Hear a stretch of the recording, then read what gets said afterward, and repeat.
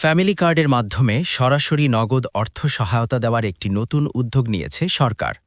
প্রাথমিকভাবে দেশের প্রায় ৫ কোটি পরিবারকে এই কার্ডের আওতায় আনার পরিকল্পনা করা হয়েছে।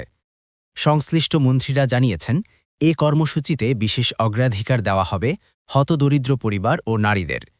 বৃহস্পতিবার ১৯ ফেব্রুয়ারি সচিবালয়ে প্রধানমন্ত্রী তারেক রহমানের নেতৃত্বে অনুষ্ঠিত এক আন্তঃমন্ত্রণালয় বৈঠকে এ বিষয়ে নীতিগত সিদ্ধান্ত হয় বলে তথ্য দেওয়া হয়েছে।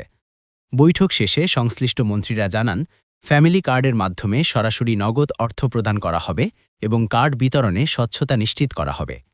কৃষিমন্ত্রী আমিন উর রশিদ বলেন, এখন পর্যন্ত সিদ্ধান্ত অনুযায়ী ফ্যামিলি কার্ডের মাধ্যমে অর্থ সহায়তা দেওয়া হবে এবং কার্ড প্রদানে হতদরিদ্র ও নারীদের অগ্রাধিকার দেওয়া হবে। তথ্যমন্ত্রী জহির উদ্দিন স্বপন জানান, কর্মসংস্থান বা চাকরিচ্যুতি সংক্রান্ত যে কোনো পদক্ষেপ আইন ও বিধি অনুযায়ী হতে হবে। কোনো ধরনের অনিয়ম বা জবরদস্তি বরদাস্ত করা হবে না। পরিবেশ, বন ও জলবায়ু পরিবর্তন মন্ত্রী আব্দুল আউয়াল মিন্টু বলেন, ঈদের আগেই পাইলট প্রকল্প হিসেবে কর্মসূচি চালুর লক্ষ্য রয়েছে।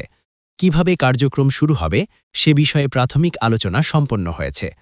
সমাজ কল্যাণ মন্ত্রী ডাক্তার AZM জাহিদ জানিয়েছেন, ফ্যামিলি কার্ড সরাসরি পরিবারের নারীদের হাতে পৌঁছে দেওয়া হবে।